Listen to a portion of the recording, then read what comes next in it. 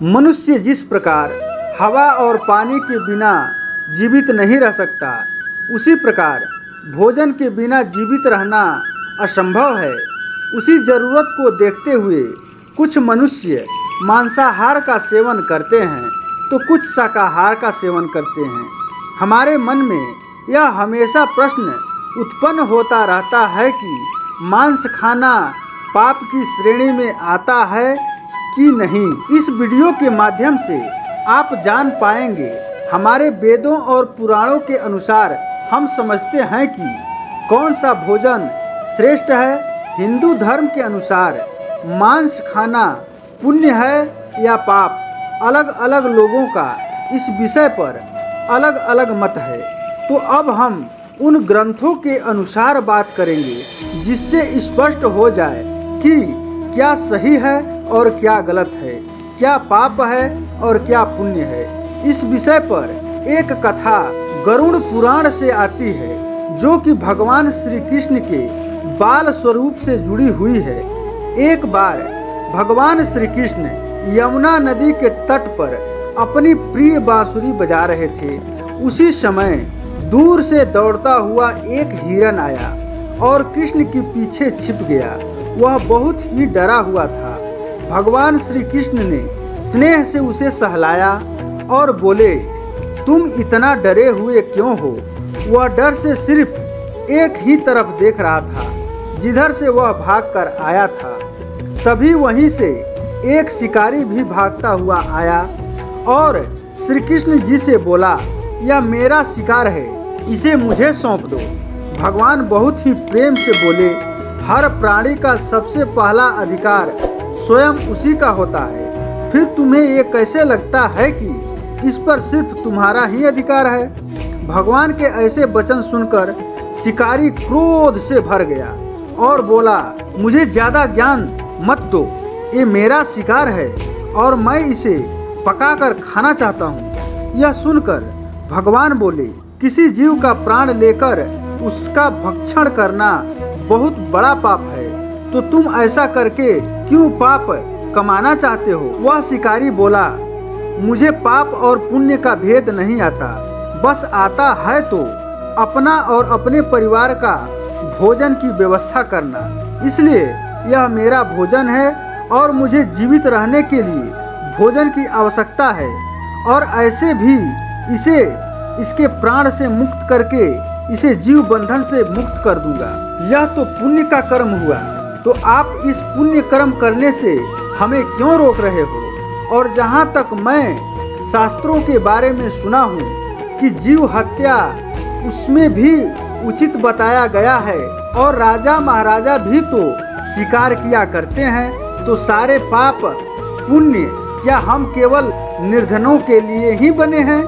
श्री कृष्ण मन में विचार करने लगे कि तामसिक भोजन करने के कारण इसकी बुद्धि क्षीण हो गई है, जिससे यह कुछ भी समझ नहीं पा रहा है। तब शिकारी बोला, चलिए आप मुझे यह भी बता दीजिए कि मांस खाना पुण्य है या पाप?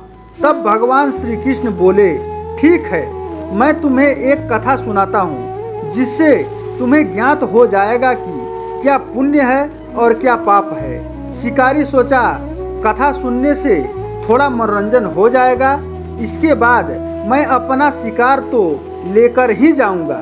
शिकारी कथा सुनने को तैयार हो गया।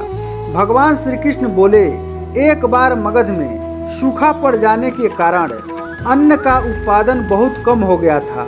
यह देख वहाँ के राजा बहुत ही चिंता में डूब गए, क्योंकि वह जानते थे कि इस समस्या का कोई हल नहीं निकाला तो राज्य में जमा अनाज भी जल्दी खत्म हो जाएगा और सारी प्रजा बहुत बड़े संकट में पड़ जाएगी। राजा ने यह समस्या का समाधान के लिए तत्काल अपने सभी मंत्रियों व सलाहकारों की बैठक बुलाई।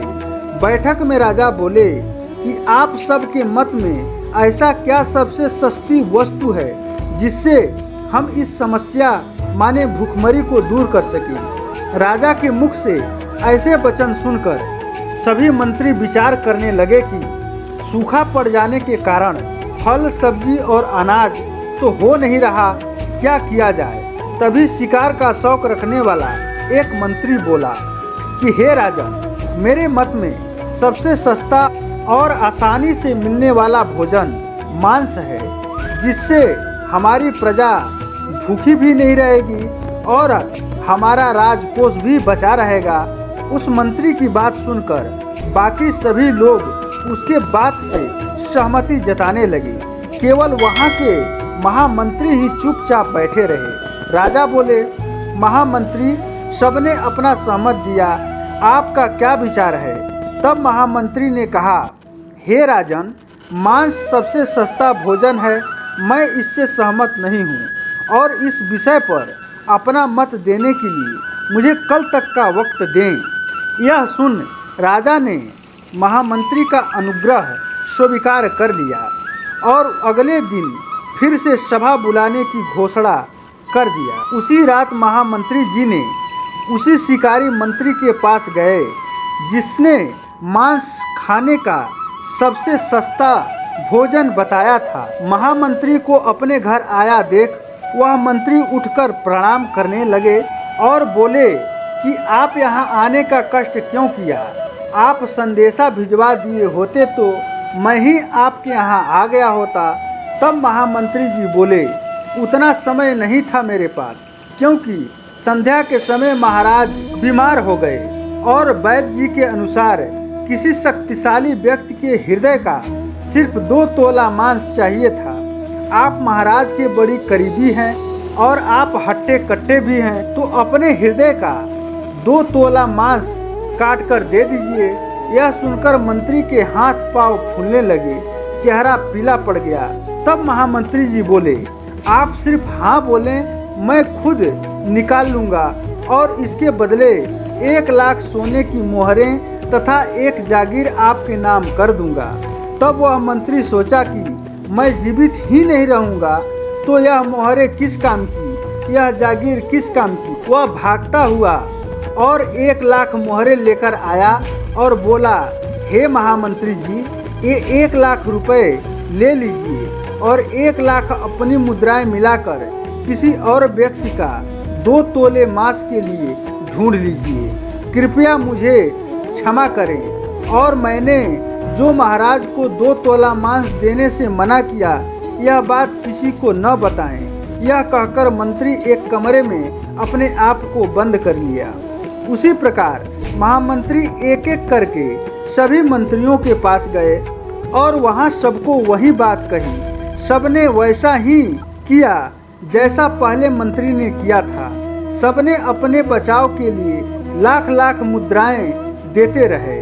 महामंत्री ने रात भर में बहुत सारा धन इकट्ठा कर लिया और सुबह वह राज दरबार में गए और बाकी के सभी मंत्री यही सोच रहे थे कि न जाने राजा का स्वास्थ्य अच्छा हुआ होगा या नहीं।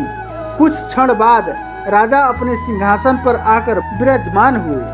राजा को पूरा स्वस्थ देख सभी मंत्री अचंभित रह गए और महामंत्री के तरफ देखकर सभी मंत्रियों ने यही सोचा कि इसका मतलब महामंत्री हम लोगों से झूठ बोल रहे थे। सभा में बहुत सारा धन देख राजा ने पूछा कि हे महामंत्री, ये इतना सारा धन कहाँ से आया? तब महामंत्री जी ने उत्तर दिया कि हे महाराज, मैं तो सिर्फ 2 तोले मांस लेने के लिए निकला था, किंतु सभी मंत्रियों ने अपनी जान बचाने के लिए ये सब मुद्राएं मुझे दे दी।